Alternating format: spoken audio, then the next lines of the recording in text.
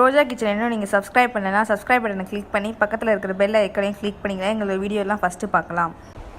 Hi friends, இன்றைக்கி நம்ம ரோஜா கிச்சனில் என்ன பார்க்க போகிறோம் அப்படின்னு பார்த்தீங்கன்னா, கொத்து பரோட்டா எப்படி செய்கிறது அப்படின்னு சொல்லிட்டு அதுக்கு தேவையானது 2 பரோட்டாவை இந்த மாதிரி பிச்சு போட்டு வச்சுக்கோங்க. ஸோ அந்த 2 பரோட்டாவை இந்த மாதிரி பிச்சு வச்சுருக்கேன். கையால் நீங்கள் பிச்சு வச்சுருக்கலாம்.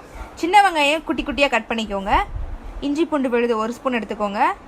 தக்காளி 1, ஒரு தக்காளி கட் பண்ணியிருக்கு. 2 முட்டை, கொத்தமல்லி, கருவேப்பிலை, பச்சை மிளகாய், மிளகாய்த்தூள், சிக்கன் பொடி, உப்பு உங்கள் தேவையான அளவு. ஸோ இப்போ எப்படி செய்யலாம்னு பார்க்கலாம். வாங்க நம்ம கிச்சனுக்குள்ளே போகலாம். இப்போ ஒரு கடாய் எடுத்துக்கோங்க. அந்த கடாயில் எண்ணெய் ஊற்றிக்கோங்க. எண்ணெய் காஞ்ச பிறகு வெங்காயத்தை போட்டுக்கோங்க. ஸோ எல்லா வெங்காயத்தையுமே போட்டுருங்க. போட்டு நல்லா வதக்கிக்கோங்க. வெங்காயத்தை நல்லா வதக்கிக்கோங்க. வெங்காயம் நல்லா வதங்கின பிறகு இந்த மாதிரி ப்ரௌன் கலரில் வந்த பிறகு நம்ம தக்காளி ஆட் பண்ணிக்கலாம். தக்காளியும் நல்லா வதக்கிக்கோங்க. நல்லா வெங்காயம் தக்காளி நல்லா வதங்கின பிறகு நம்ம இஞ்சி பூண்டு விழுது போட்டுக்கலாம். இஞ்சி பூண்டு விழுது 1 ஸ்பூன் போட்டுக்கோங்க. அதையும் நல்லா மிக்ஸ் பண்ணிக்கோங்க.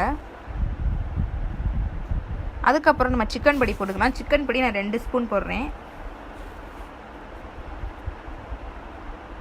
கூடவே நம்ம மிளகாய்த்தூள் போட்டுக்கலாம். 1 ஸ்பூன் மிளகாய்த்தூள்.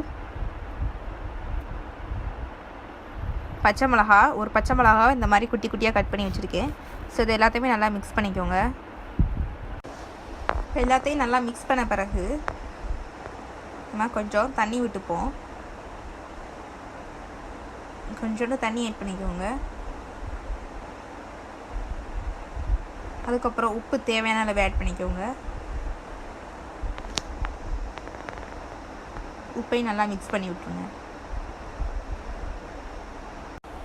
அதுக்கப்புறம் நம்ம கொத்தமல்லியை போட்டுருவோம். கருவேப்பிலையும் போட்டுருவோம்.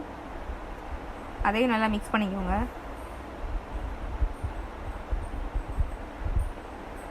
இப்போ நம்ம பரோட்டாவை போட்டுருவோம். அதையும் நல்லா மிக்ஸ் பண்ணிப்போம்.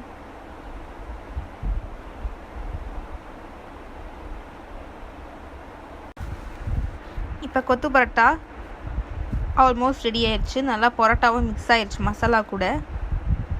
இதுக்கப்புறம் நம்ம முட்டையை ஆட் பண்ண. இப்போ பரோட்டா நல்லா மிக்ஸ் பண்ணியிருக்கு. இப்போ நம்ம முட்டையை ஆட் பண்ணலாம். ஸோ 2 முட்டையும் இதில் ஊற்றிடுவோம். ஃபஸ்ட்டு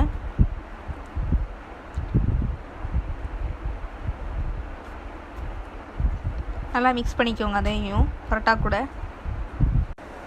ஃப்ரெண்ட்ஸ், இப்போ கொத்து பரோட்டா ரெடி ஆயிடுச்சு. கண்டிப்பாக நீங்களும் வீட்டில் ட்ரை பண்ணி பாருங்கள். ரொம்ப சுவையான கொத்து பரோட்டா பிள்ளைங்களுக்கும் செஞ்சு கொடுங்க. கண்டிப்பாக அவங்களுக்குலாம் பிடிக்கும். இந்த வீடியோ பிடிச்சிருந்தா லைக் பண்ணுங்கள், ஷேர் பண்ணுங்கள், ஃப்ரெண்ட்ஸுக்கும் கீழே கமெண்ட் பண்ணுங்கள். மறந்துடாமல் சப்ஸ்கிரைப் பண்ணால் கிளிக் பண்ணிடுங்க. தேங்க்யூ.